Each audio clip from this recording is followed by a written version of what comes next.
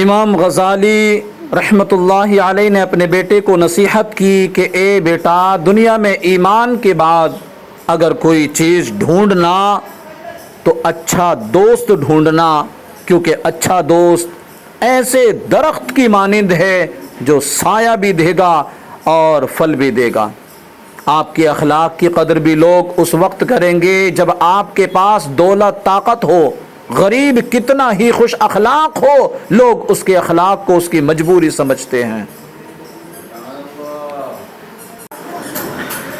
تم اپنی ہزار غلطیوں کے باوجود اپنے آپ سے محبت کرتے ہو، لیکن دوسروں کی ایک غلطی کی وجہ سے ان سے نفرت کیوں کرنے لگ جاتے ہو؟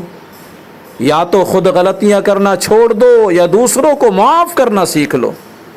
میرے پاس وقت نہیں ہے ان لوگوں سے نفرت کرنے کا جو مجھ سے نفرت کرتے ہیں، کیونکہ میں مصروف رہتا ہوں ان لوگوں میں جو مجھ سے محبت کرتے ہیں۔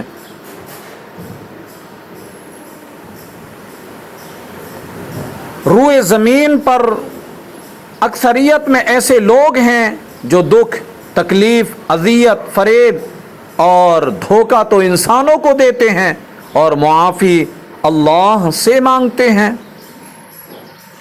جب آپ مجھ میں کوئی عیب دیکھو تو مجھ سے کہو، کسی اور سے نہیں، کیونکہ اس عیب کو مجھے ہی بدلنا ہے، کسی اور کو نہیں۔ مجھ سے کہو گے تو نصیحت کہلائے گی اور اجر لکھا جائے گا، کسی اور سے کہو گے تو یہ غیبت کہلائے گی اور گناہ لکھا جائے گا۔ الا بذکر اللہ تطمئن القلوب، خبردار، دلوں کا سکون اللہ ہی کی یاد میں ہے۔ انسان پر کئی طرح کا بوجھ ہوتا ہے، ہمارے اوپر سب سے بڑا بوجھ تکبر کا ہوتا ہے، اور ہم یہ جانے بغیر اللہ کے نزدیک کون بڑا ہے اور کون گھٹیا فیصلے خود ہی کرتے رہتے ہیں۔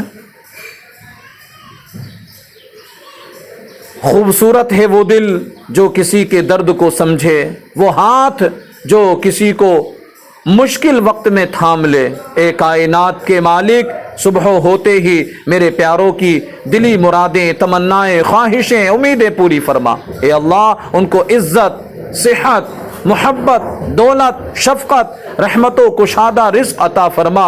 اے اللہ، ان کو ہر دکھ، درد، تکلیف، پریشانی سے محفوظ فرما۔